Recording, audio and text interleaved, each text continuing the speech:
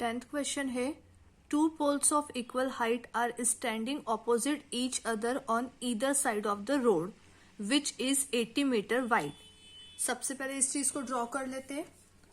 Two equal पोल बोले हैं, ठीक है। अब इमेजिन कीजिए पोल, तो पोल के लिए हमें दो वर्टिकल लाइन बनानी पड़ेगी। एक ही लाइन हो गई और ये सेकंड लाइन, तो ये दो हमारे पोल हो गए। क्वेश्चन में उन्होंने कहा है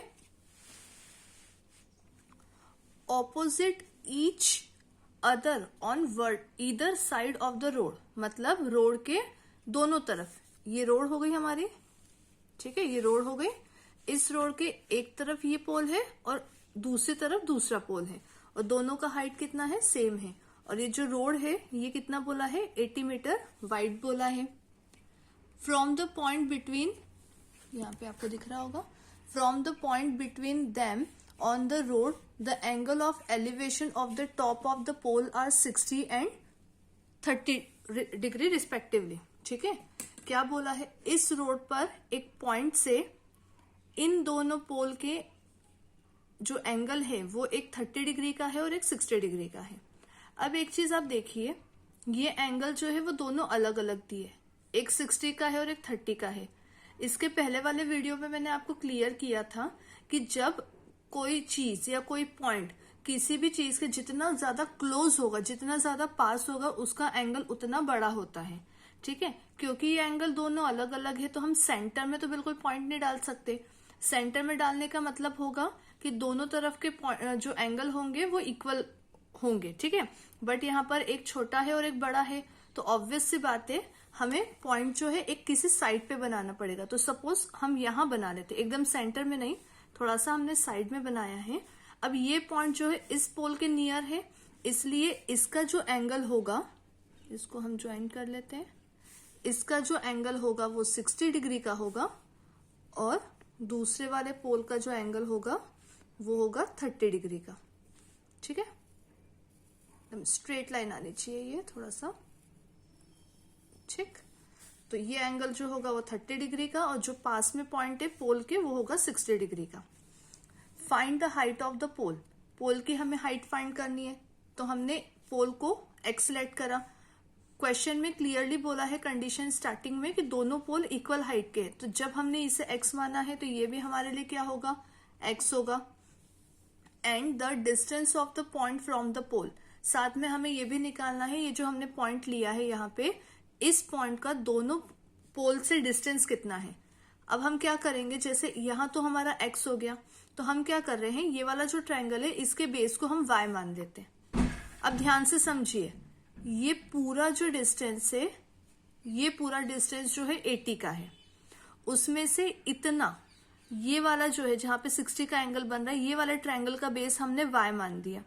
तो हमें ये वाला भी पता करना है, तो हमें क्या करना है, यहाँ पे टोटल में से इस बेस को हम क्या कर देंगे, माइनस करेंगे। मतलब टोटल हमारा कितना है 80, 80 में से हम y माइनस करेंगे तो हमारा दूसरे वाले ट्रायंगल का बेस बन जाएगा। ये y है तो यहाँ पे कितना होगा, 80 माइनस y। लिखते टाइम ध्यान क्या रखना है, 80 माइनस y आएगा, y माइनस 80 नहीं करेंगे। क्यों नहीं करेंगे, क्योंकि y छोटा है, 80 बड़ा है, ठीक है। तो हमेशा बड़े में से छोटा ही माइनस करेंगे, इसलिए 80 जो है वो यहां से लेके यहां तक पूरे का डिस्टेंस दिया है, तो इसलिए 80 माइनस y होगा। चलिए अब लेबल कर लेते हैं, A, B, C, D और इस पॉइंट को बोल लेते हैं हम E, ठीक है। अब जैसे मैंने पहले भी आपको कहा है, तो हम सबसे पहले छोटे वाले ट्रायंगल से स्टार्ट करते हैं। छोटा ट्रायंगल हमारा बनेगा यहाँ पे ABE, तो ABE से हम स्टार्ट करते हैं। सॉल्यूशन यहाँ पे हमने डाला हेडिंग में, इन ट्रायंगल ABE, ABE में हमें ये भी निकालना है और ये भी निकालना है, ठीक है। तो दोनों ही चीजें निकालना है, तो यहाँ पर हमें कंफ्यूजन वाला कोई बात ही नहीं है। इसके पहले जैसे मैंने आपको बताया था कि जो हमें फाइंड करना है वो ऊपर और जो गिवन है वो नीचे पुट करेंगे, है ना। लेकिन यहाँ पे दोनों ही हमें वैल्यू फाइंड करनी है, तो हम चाहे तो x को न्यूमरेटर में रखे या y को न्यूमरेटर में रखे, फर्क नहीं पड़ेगा, ठीक है। तो हम यहाँ पे ले लेते हैं AB अपॉन में BE, ठीक है। कंडीशन के अकॉर्डिंग देखें तो AB जो है वो परपेंडिकुलर है और BE जो है वो बेस है। P बाय बी क्या बनता है 10 बनता है और एंगल कितने का चल रहा है यहाँ पे 60 डिग्री का। ठीक है, ए बी को हमने क्या लेट करा है यहाँ पे x, बीई को लेट क्या करा है y और tan 60 होता है √3, तो x upon y equals to √3। y को शिफ्ट करेंगे तो क्या बनेगा ये x equals to y √3, equation first हो जाएगी हमारी। ठीक है, इसी तरह से हम सेकेंड वाले ट्रायंगल को सॉल्व कर लेते हैं। सेकेंड ट्रायंगल देखिए यहाँ पे क्या है DCE। ठीक है, तो यहाँ पे लिखेंगे इन ट्रायंगल DCE। DCE में अगेन यहाँ पर भी हमें दोनों ही चीजें निकालनी है, तो जैसा हमने इसमें पहले परपेंडिकुलर ले लिया वैसा ही हम इसमें भी परपेंडिकुलर ले लेते हैं। तो यहाँ पे बन जाएगा हमारा DC अपॉन में EC equals to perpendicular upon में बेस इक्वल्स टू ये हो जाएगा 30 डिग्री। DC जिसको x माना है हमने, तो x अपॉन में EC ये हमारे लिए है 80 माइनस वाई, यहाँ पे पुट कर देंगे 80 माइनस वाई और 10/30 का वैल्यू होता है 1/√3। चलिए अब सॉल्व कर लेते हैं। यहाँ से x का वैल्यू अगर हमें निकालना है तो हम कैसे करेंगे x equals to 80 minus y upon में √3। इक्वेशन 1 से हम क्या करेंगे x की जगह वैल्यू पुट कर लेंगे, तो कैसा बन जाएगा ये x की जगह अगर हम वैल्यू पुट करेंगे तो क्या आएगी ये y√3 इक्वल में 80 माइनस वाई अपॉन में √3 एज इट इज। ठीक है, ये √3 हम शिफ्ट करेंगे, √3 शिफ्ट करेंगे तो क्या बन जाएगा y√3 मल्टीप्लाई बाय √3 इक्वल में 80 माइनस वाई। √3 का √3 में मल्टी करेंगे तो 3y equals to 80 minus y, minus के y को शिफ्ट करेंगे तो प्लस का हो जाएगा, तो 3y plus y equals to 80, 4y equals to 80, y equals to 80 upon में 4, कट करेंगे 4 1 सा 4, 4 2 सा 8, 0 एज इट इज, तो y इक्वल्स टू कितना आया 20। इस 20 के वैल्यू को हम इक्वेशन 1 में पुट करेंगे। इक्वेशन 1 क्या था हमारा x इक्वल्स टू y√3।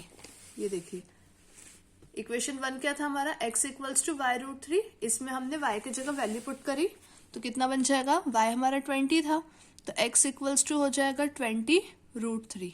तो ये हमारे लिए x और y आ गया है। अब हमें करना क्या है, 3 चीजें निकालनी है। 3 चीजें क्या है, पोल की हाइट है और इस पॉइंट का दोनों पोल से डिस्टेंस है। ठीक है, देखिए पोल की हाइट मतलब ए बी, तो उसे कैसे लिखेंगे A B equals to D C, है ना। ए बी और डी सी दोनों पोल है, दोनों इक्वल हाइट के थे, इन्हें हमने क्या लेट किया था एक्स, तो A B equal to D C equals to X, और एक्स का वैल्यू जस्ट अभी हमने जो सॉल्व करके निकाला वो कितना आया 20√3, तो यहाँ पे हम लिख देंगे 20√3। तो ये हमारे लिए हो गई पोल की हाइट।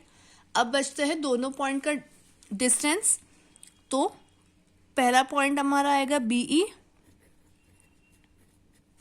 और दूसरा आएगा हमारा ईसी। देखिए डायग्राम में दिखाती हूँ आपको, पहला आएगा हमारा बीई और दूसरा आ रहा है ईसी। तो बीई को हमने क्या बोला था यहाँ पे y, और ईसी को क्या बोला था 80 माइनस वाई, तो दोनों की जगह वैल्यू पुट करेंगे।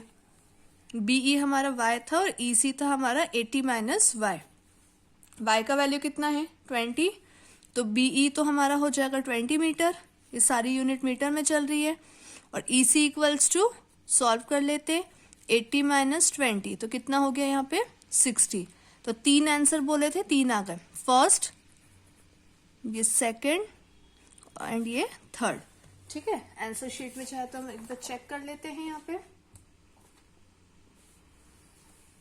देखिए ये 10th क्वेश्चन कर रहे हैं हम, 20√3, 20 एंड 60। ठीक है, ये देखिए 20√3, 20 एंड 60, ये तीनों हमारे आंसर हो गए हैं। चलिए नेक्स्ट सम देखते हैं।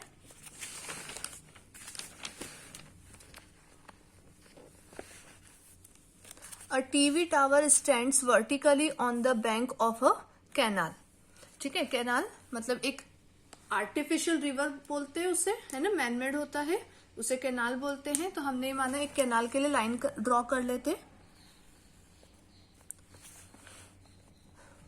A TV tower stand vertically on the bank of a canal. Bank मतलब होता है नदी का किनारा, ठीक है। तो सपोज हमने अगर ये माना ये हमारा कैनाल का विड्थ है, तो इसके इस बैंक पे है ना, ये बैंक के किनारा है, यहाँ पर एक टावर है, तो हम ऐसे एक लाइन ड्रॉ कर लेते हैं। ये टावर को शो कर रही है, तो कैनाल के बैंक पर एक टावर है, ठीक है। आगे क्वेश्चन देखते हैं।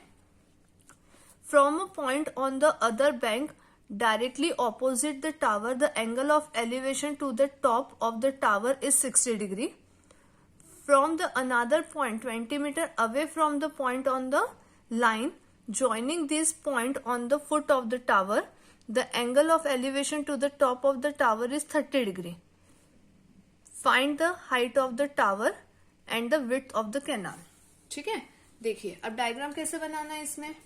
ये कैनाल हो गया हमारा, कैनाल के एक बैंक पे हमने क्या कर दिया, पॉइंट बना दिया, ये टावर बना लिया।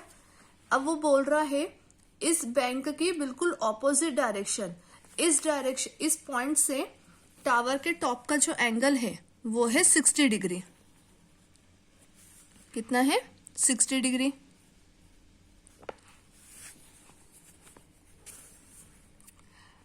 नीचे यहाँ पे लिखा है the angle of elevation to the top of tower is 30 degree. इसके पहले यहाँ लिखा है from another point 20 metre away from the point on the line.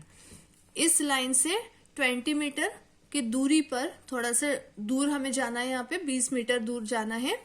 वहां से एक पॉइंट है, उस पॉइंट से एंगल ऑफ एलिवेशन है टावर का 30 डिग्री, ठीक है।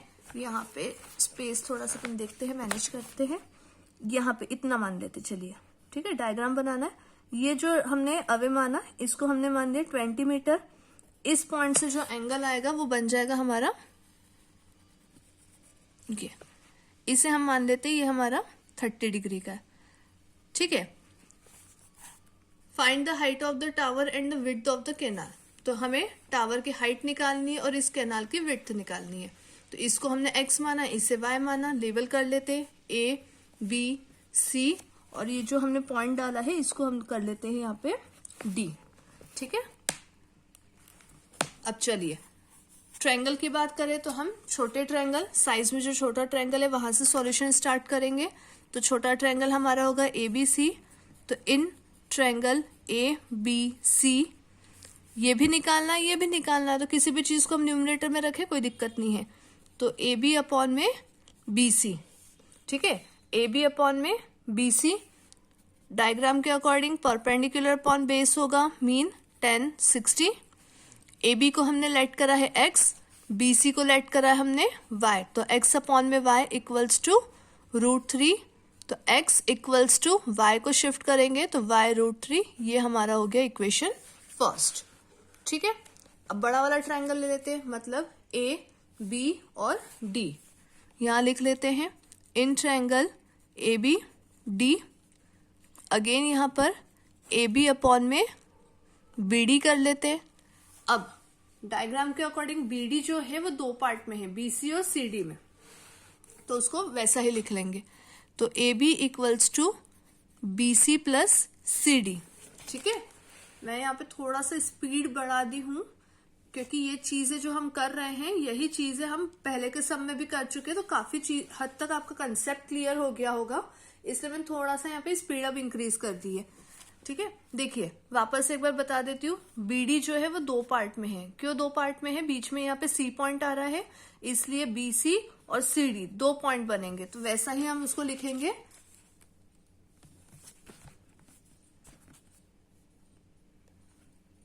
BC प्लस CD, ठीक है। अब वैल्यू पुट करते हैं। AB का वैल्यू कितना है, AB को हमने x माना है। BC जो है वो डायग्राम में देखते जाइए, BC जो है वो y है, प्लस CD जो है वो 20 मीटर है, तो यहाँ पे 20। डायग्राम के अकॉर्डिंग ये परपेंडिकुलर अपॉन में बेस बन रहा है। यहाँ पे नीचे अब करते हैं अपन x अपॉन में y plus 20। P by B क्या होता है 10, और एंगल बन रहा था 30 डिग्री का, ठीक है। तो x अपॉन में y प्लस 20 इक्वल्स टू 1/√3। इसको अगर हम सॉल्व करें तो क्या हो जाएगा यहाँ पे x√3 equals to y plus 20। Equation 1 हमारी आई थी x इक्वल्स टू y√3। यहां से हम x का वैल्यू जो है अब यहाँ पे पुट करना स्टार्ट करते हैं। तो y के जगह हम लिख लेंगे y√3, सॉरी x के जगह हम लिखेंगे y√3। तो x के जगह लिखा y√3, ये √3 ऑलरेडी है तो मल्टीप्लाई में √3 equals to y plus 20। Multiplication को इस तरह से डॉट से भी शो करते हैं, ठीक है ना, आप कंफ्यूज नहीं होइएगा कि मल्टीप्लीकेशन बोला है लेकिन डॉट लगाया। डॉट का मतलब भी मल्टीप्लीकेशन ही है। √3 का √3 में मल्टी करेंगे तो 3y equals to y plus 20। y shift कर लेते हैं तो 3y minus y equals to 20। तो ये सॉल्व करने पे हो जाएगा हमारा 2y equals to 20, y equals to 20/2। Cut करेंगे तो आ गया ये हमारा 10 मीटर, ठीक है। मतलब कैनाल का जो विड्थ जिसको हमने y लेट किया था वो आ गया हमारा 10 मीटर। अब हमें x का वैल्यू निकालना है। इक्वेशन 1 में x क्या था, x इक्वल्स टू y√3 था। यहां पर हम y का वैल्यू पुट करेंगे, x इक्वल्स टू y√3, ठीक है, ये चीज थी हमारी। तो x इक्वल्स टू y के जगह हम 10 पुट करेंगे तो 10√3 मीटर, ठीक है। जैसा कि मैंने इसके पहले वीडियो में बताया था, आप √3 का वैल्यू पुट करके भी आगे सॉल्व कर सकते हो। डिपेंड करेगा कि आंसर शीट में कैसा दिया है या आप किस तरह से करना चाहते हैं। पूरा करेंगे ज्यादा बेटर रहेगा। बुक के अकॉर्डिंग देखें तो 10√3 और 10 आंसर आ रहा है। ये हमारा आया 10√3 और नीचे हमारा आंसर आया था 10 मीटर। ये बुक के अकॉर्डिंग है। मैंने कल भी कहा था कि मैं प्रिफर करूंगी या मैं आपको एडवाइस भी यही करूंगी कि √3 का वैल्यू पुट करके एग्जैक्ट मीटर में आंसर लाके फिर कंप्लीट कीजिएगा। चलिए 12th सम भी देख लेते हैं। From the top of a 7 metre high building the angle of elevation of the top of a cable tower is 60 degree and the angle of depression of its foot is 40 degree. कल मैंने एक बात कही थी, अगर tower building की बात करता है तो टावर की लाइन को आपको बड़ा रखना है और बिल्डिंग की लाइन को छोटा रखना है, ठीक है। तो सामने सामने बना लेते हैं, ये बिल्डिंग है और ये टावर है, ठीक है। अब किसी के दिमाग में ये आ रहा होगा सामने सामने क्यों बनाया, एक के ऊपर एक क्यों नहीं बनाया। अगर एक के ऊपर एक बनाना हो तो वैसी कंडीशन आपको क्वेश्चन में मिल जाएगी जिससे आपको क्लियर होगा कि लाइंस को हमें एक के ऊपर एक बनाना है। यहाँ पर एक के ऊपर एक नहीं बनाना है, ठीक है, यहाँ पे सामने सामने बनाना है। अब ध्यान से समझना, from the top of a 7 metre high building, ठीक है, बिल्डिंग कितनी है 7 मीटर है, ये बिल्डिंग होगा, ये 7 metre. The angle of elevation of the top of a cable tower, cable tower के टॉप का एंगल ऑफ एलिवेशन 60 डिग्री है। तो ये यहां से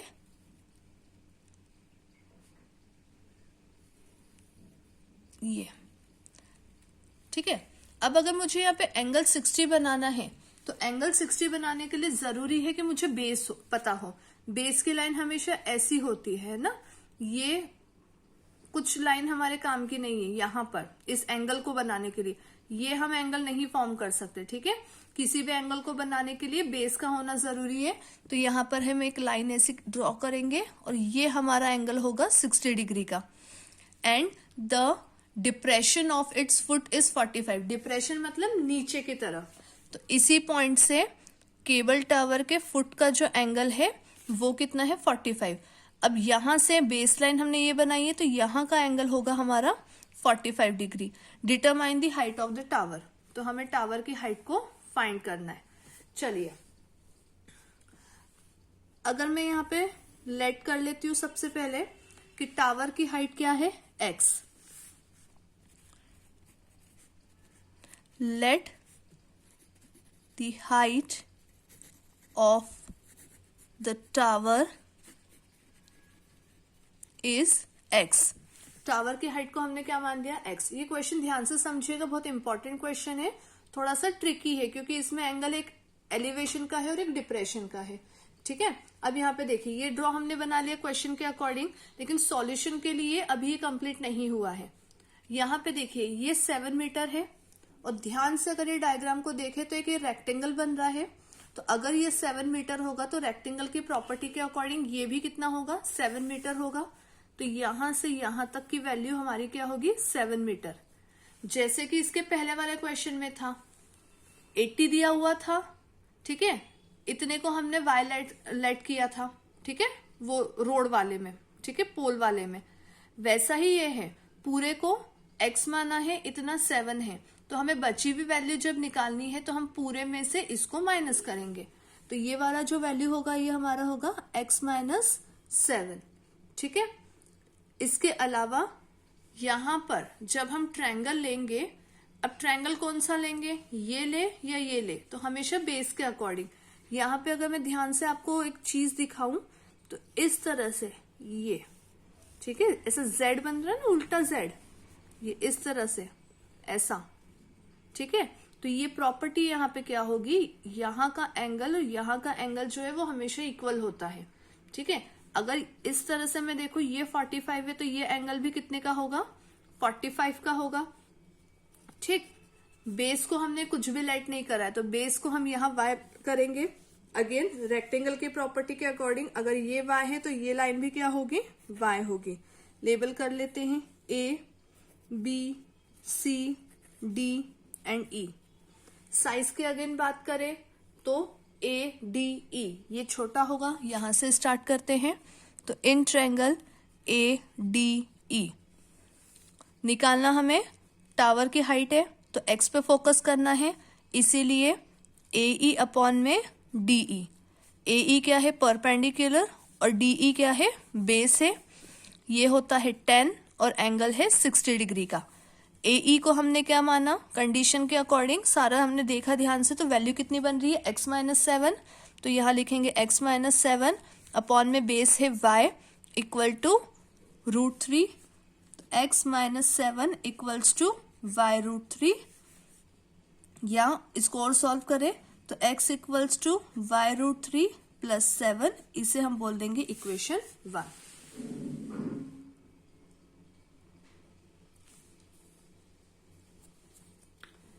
अच्छा, अभी फिलहाल यहाँ पे इक्वेशन 1 हमने यहाँ पे करा है, बट हमें x का वैल्यू निकालना है तो ये शिफ्ट करना पड़ेगा, चेंज करना पड़ेगा। इसे अभी यही रहने देते हैं, आगे कंडीशन के अकॉर्डिंग देख लेंगे, जहां चेंज करना पड़ेगा हम उसे कर लेंगे, ठीक है। अब हम ले लेते हैं दूसरा ट्रायंगल। दूसरा ट्रायंगल क्या होगा, DCB। DCB ले लेते हैं। तो इन ट्रायंगल DCB, DCB में क्या होगा, डायग्राम फिर से देख लेते हैं। DCB ये बेस है ना हमारा बेसिक वाला, इसलिए हमने DCB लिया है। तो ये हमें गिवन है और ये वहां, यहाँ पे हमने y लेट करा तो ऑब्वियस सी बात है हम यहाँ पे y निकालेंगे, तो बेस अपॉन में परपेंडिकुलर ले लेते हैं। तो ये हो जाएगा डायग्राम के अकॉर्डिंग CB अपॉन में DC, CB अपॉन में DC। तो y अपॉन में 7, y अपॉन में 7, और ये बन रहा है हमारा बेस अपॉन में परपेंडिकुलर, मतलब कंडीशन के अकॉर्डिंग ये बन गया कॉट, और एंगल यहाँ पे बना है 45 डिग्री का। तो y अपॉन में 7, कॉट 45 होता है 1, तो y इक्वल्स टू 7 मीटर, ठीक है। y का वैल्यू आ गया 7 मीटर। अब हम क्या करेंगे, ये जो y का वैल्यू आया है ये तो पूरा सॉल्व हो गया, तो अब यहाँ पे उल्टा करना है, डायरेक्टली ये y की वैल्यू को हम इक्वेशन 1 में पुट करेंगे। अभी तक क्या होता था, इक्वेशन 1 से जो वैल्यू आती थी वो यहाँ पुट करते थे, तब एक आंसर आता था, फिर हम वापस उसे इक्वेशन 1 में पुट करते थे। यहाँ की कंडीशन से डायरेक्टली y का आंसर आ गया है, तो अब हमें क्या करना है, y की वैल्यू को डायरेक्टली इक्वेशन 1 में पुट करना है। x equals to y √3 plus 7, तो ये हो जाएगा 7 √3 प्लस 7, दोनों में 7 कॉमन है, तो √3 प्लस 1, ये हमारा x का वैल्यू आ गया।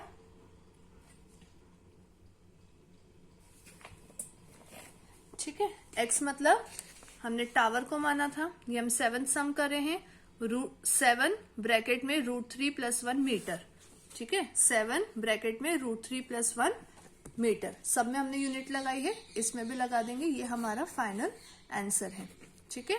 ये फाइनल आंसर क्यों है, ये x का वैल्यू आया है, x हमने किसे माना था, पूरा का पूरा यहाँ पे टावर को माना था, और इसी की वैल्यू हमें निकालने को कही थी, determine the height of the tower.